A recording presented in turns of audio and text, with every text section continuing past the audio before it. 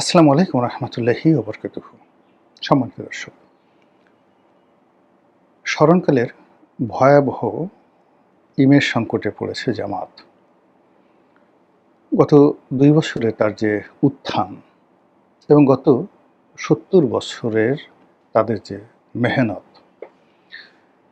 এটি ২০২৬ সনে এসে রীতিমতো মুখ থুবড়ে পড়েছে।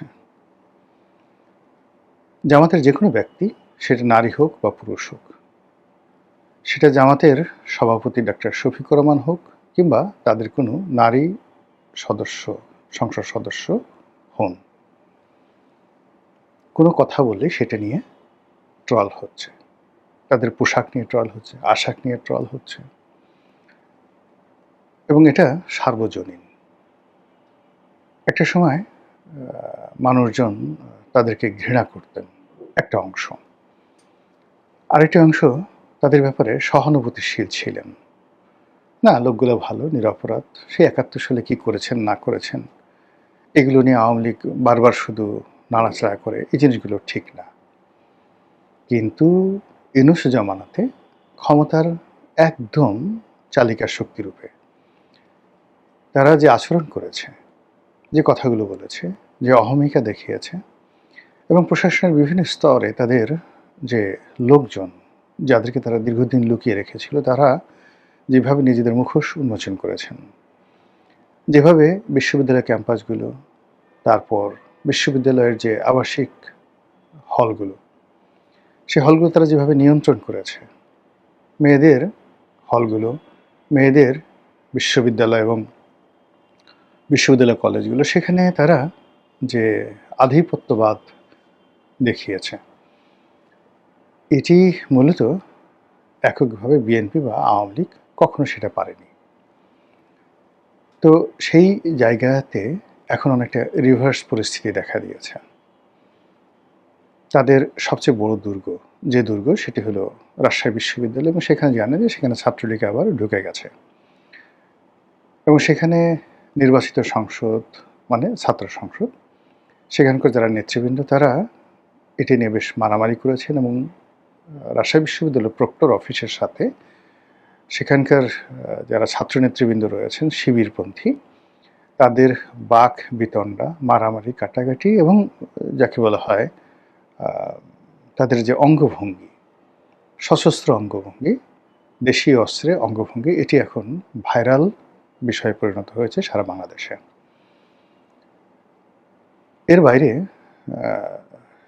জামাতের কিছু মহিলা কর্মী রয়েছেন। প্রথম দিকে দেখা গেল যে তাদের প্রজ্ঞা, মেধা, কথা বলার ধরন, জ্ঞান গরিমা, এগুলো নিয়ে অনেকে ইতিবাচক চিন্তা চেতনা করতেন। কিন্তু সাম্প্রতিক সময় দেখা যাচ্ছে যে এমন সব কথাবার্তা হচ্ছে, এমন সব ফটো কার্ড বের হচ্ছে, মানে যেগুলো আসলে খুব অসম্মানজনক। এবং জামাতের যারা নেত্রী রয়েছেন, নারী কর্মী রয়েছেন, তাদের জন্য আসলে এই মুহূর্তে শো অফ হওয়া, পাবলিক এর সঙ্গে কমিউনিকেশন করা বা দাওয়াতি কর্মকাণ্ড পরিচালনা করা, যেটা আগে তারা করতে পারতেন, এটি এখন আসলে সম্ভব হচ্ছে না। বিএনপির ক্ষেত্রে একই অবস্থা। বিএনপির এক নেতার সঙ্গে সেদিন কথা হলো, সংসদ সদস্য হয়েছেন। তো আমি জিজ্ঞাসা করলাম, কেমন যাচ্ছে? তো সে বলল যে এখন আসলে যখন বিরোধী দলে ছিলাম তখন রাজনীতি করার যে আনন্দ ছিল, যে গ্রহণযোগ্যতা ছিল, পাবলিকের যে সহানুভূতি ছিল, সেটা নেই। না থাকার কারণে ওই সময়টা মিস করছি। আর বর্তমান সময় নিয়ে খুব আতঙ্কিত অনুভব করছি। এই যদি হয় বিএনপির অবস্থা, তাহলে জামাতের অবস্থা আরও কত খারাপ সেটা বোঝার চেষ্টা করুন। এরপরে যে ঘটনা, সেটা হলো জামাতের বেশ কয়েকজন সংসদ সদস্য, তাদের নারী কেলেঙ্কারি, এরপরে কয়েকজন সংসদ সদস্যর পারিবারিক ছেলে মেয়েদের ঔদ্ধত্যপূর্ণ আচরণ, অশালীন এবং অসভ্য জীবনযাপন, এগুলো ভাইরাল হচ্ছে সারা বাংলাদেশে। তারপর জামাতের যে যারা বক্তা রয়েছেন, তাদের বেশ কিছু বক্তব্য, কর্মকাণ্ড ইদানিংকালে এতটা, যাকে বলা হয়, মানুষের বৃতৃষ্ণার কারণ হয়ে দেখা দিয়েছে, যে মানুষ যখন জান্নাতের টিকিটের কথা বলা হয়, সঙ্গে, সঙ্গে অর্থাৎ শেখ কামালের ব্যাংক ডাকাতি বা বাকশাল বা ৭৪ এর দুর্ভিক্ষ যেভাবে আওয়ামী লীগকে বিপর্যস্ত করছে এখন পর্যন্ত বা যেভাবে খাম্বা, হাওয়া ভবন এই শব্দগুলো যেভাবে বিএনপিকে ভীষণ রকম যাকে বলে একটা নেতিবাচক অবস্থায় ফেলে দিয়েছে। জনাব তারেক রহমান সাহেব প্রাণান্ত চেষ্টা করছেন তার সেই খাম্বা উপাধি থেকে বের হয়ে আসার জন্য।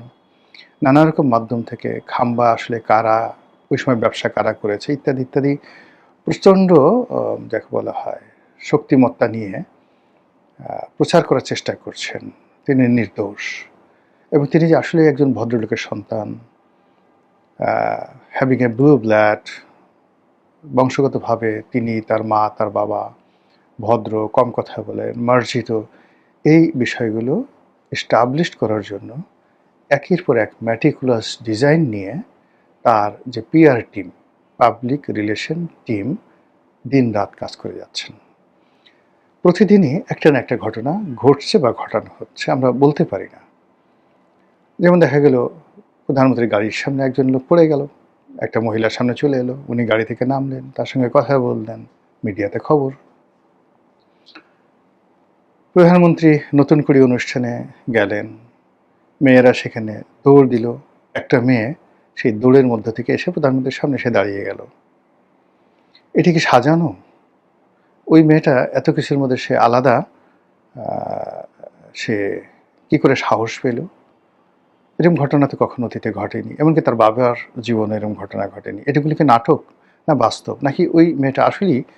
এরকম অনেক কিছু ঘটছে, কিন্তু বিএনপির পক্ষে যেভাবে প্রচারণা চালানো হচ্ছে, তিনি মেয়েটাকে দেখে দাঁড়িয়ে গেলেন, মাথায় হাত বুলালেন। মেয়েটা ঠিক অনেকটা দৃঢ়তা নিয়ে, একেবারে কিশোরী মেয়ে, পিছনে হাত বেঁধে পিএমের সামনে সিনা উঁচু করে দাঁড়িয়ালেন। যেহেতু প্রধানমন্ত্রী দাঁড়িয়েছেন মেয়েটার জন্য, তার সাঙ্গপাঙ্গ যারা আছেন, আমির উমরা, তারা সবাই দাঁড়ালেন এবং সবাই বললেন যে দেখো দেখো দেখো ভদ্রতা কাকে বলে। এই ভদ্রতা শুধুমাত্র জিয়া পরিবারের সঙ্গেই সম্ভব। কিন্তু এই কাজগুলো করে তাকে মহামানব বানানোর চেষ্টা করা হচ্ছে প্রতিদিন। এরকম আমি অসংখ্য ঘটনা এভরিডে ঘটছে, কিন্তু কোনো অবস্থাতেই ইমেজের ক্ষেত্রে তিনি এখনো পর্যন্ত মানুষের সম্মান মর্যাদার যে জায়গাটি, সেই জায়গাটি অর্জন করতে পারেননি।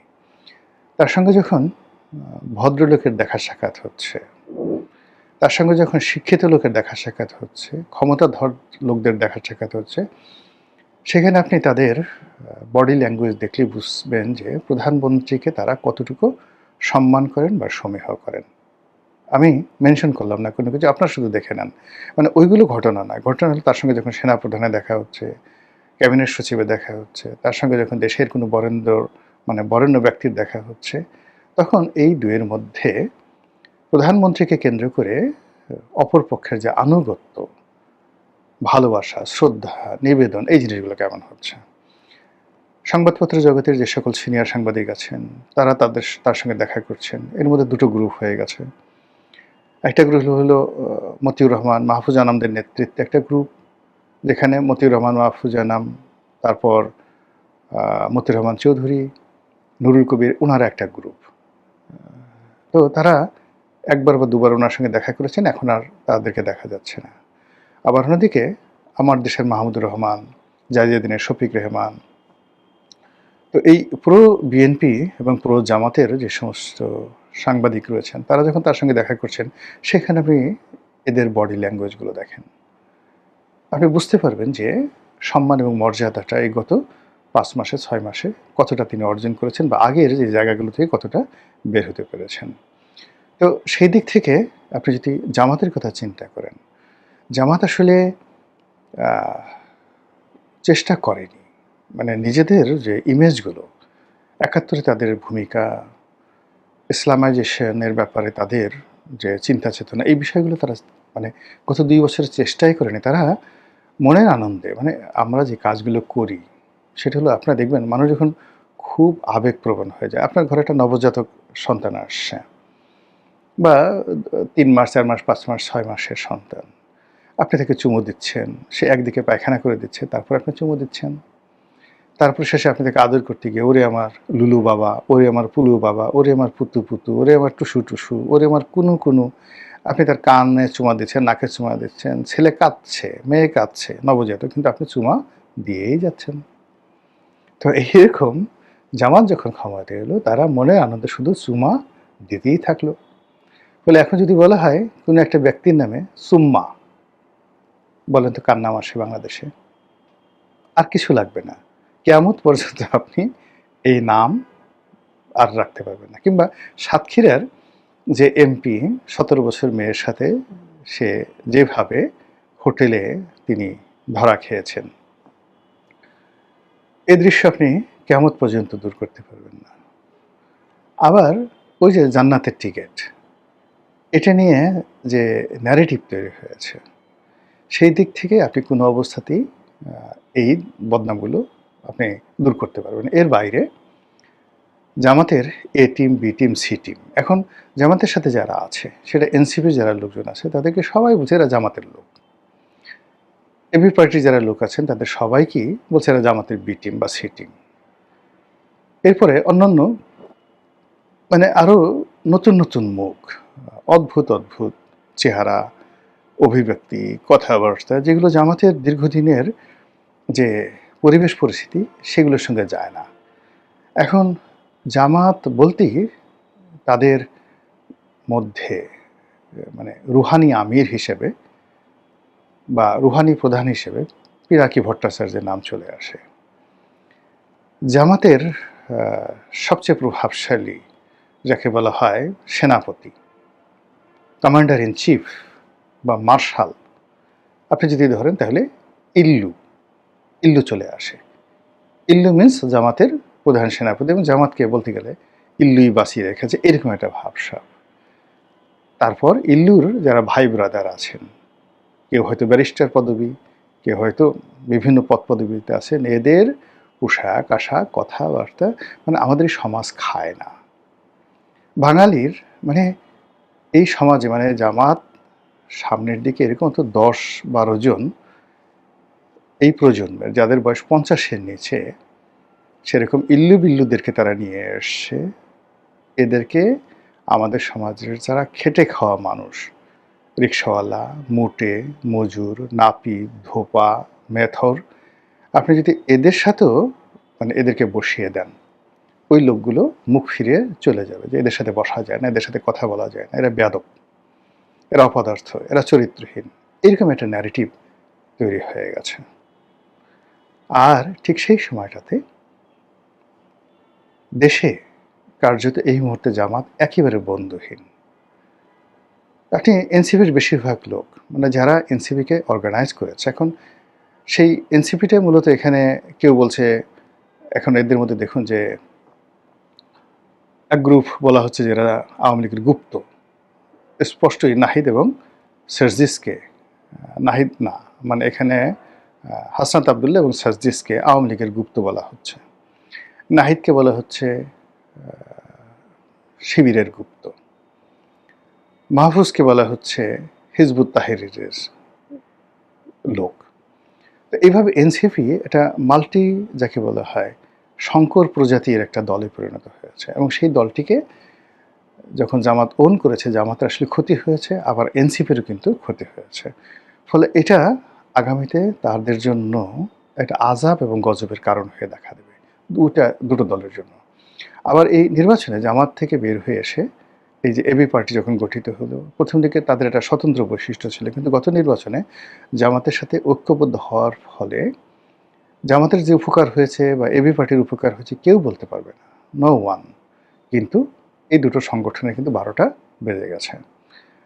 জামাত এনসিপিকে মানে এবি পার্টিকে বিশ্বাস করে না, এবি পার্টিও জামাতকে বিশ্বাস করে না। এখন আর টোটাল যে জামাতকে কেন্দ্র করে যে ১০টা না ১১টা দল আছে, তাদের সঙ্গে আর যা হোক বিএনপি জোটের কোনো সম্পর্ক নেই। অন্যদিকে জামাতে যে সকল বন্ধু ছিল দেশের বাইরে, পাকিস্তান, চীন, তুরস্ক, সৌদি আরব, এই দেশগুলোর সাথেও তাদের সম্পর্কটা আগের মতো নেই। সব মিলিয়ে এই যে সময়টা যাচ্ছে ২০২৬ সনের জুলাই মাসের শেষ সপ্তাহ, আগস্ট মাস ভয়াবহ, ভয়ালো, শোকার্ত আগস্ট মাস সামনে। তারপরে সেপ্টেম্বর। কেমন হবে জামাতের রাজনীতি? জামাত কিভাবে সাস্টেইন করবে? কিভাবে ঘুরে দাঁড়াবে? এটাই এখন দেখার বিষয়। মহান আল্লাহ আমাদের সবাইকে হেদায়েত দান করুন।